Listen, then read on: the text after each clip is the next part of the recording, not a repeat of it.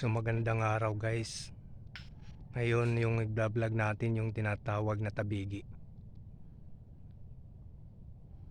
So patungkol sa tabigi, yung kahoy na tabigi ay makikita din sa sa mga mangrove.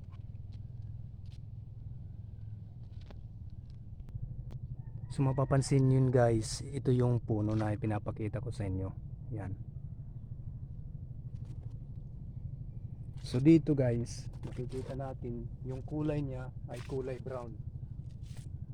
Kulay brown na may halong gray na parang tuldok-tuldok.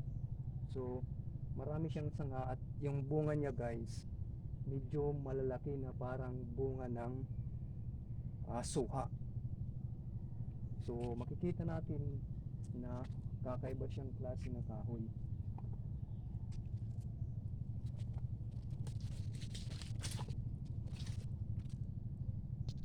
So ayun guys, yun.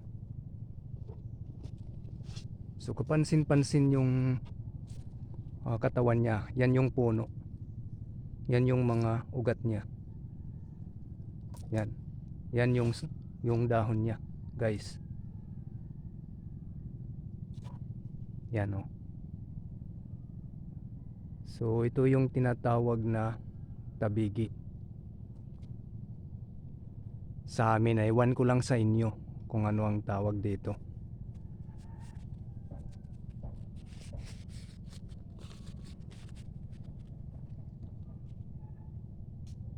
So yung scientific name niya guys ay tinatawag na Xylocorpus granatum. So yan yung scientific name niya. Ito yung bunga niya guys oh.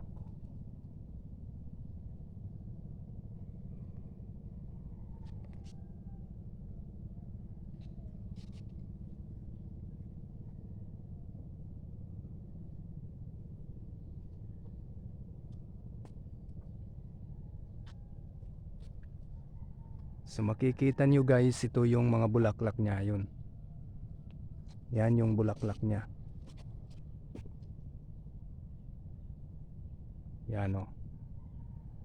Yan yung bulaklak.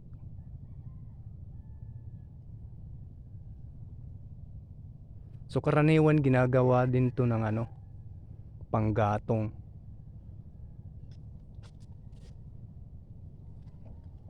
Dito sa amin. Pero sa ngayon, pinagbabawal na.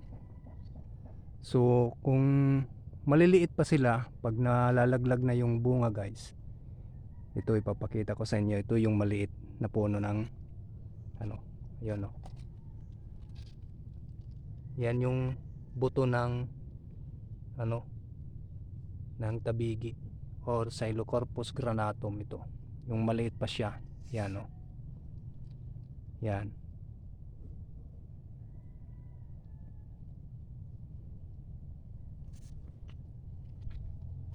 Ito marami yung bulaklak niya.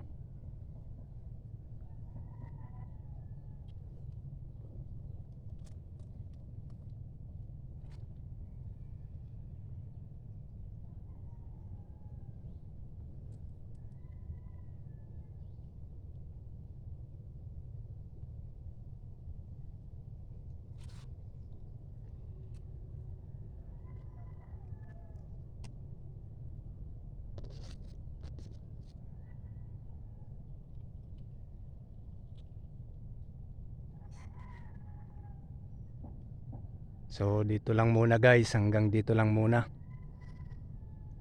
Next naman yung ibang puno.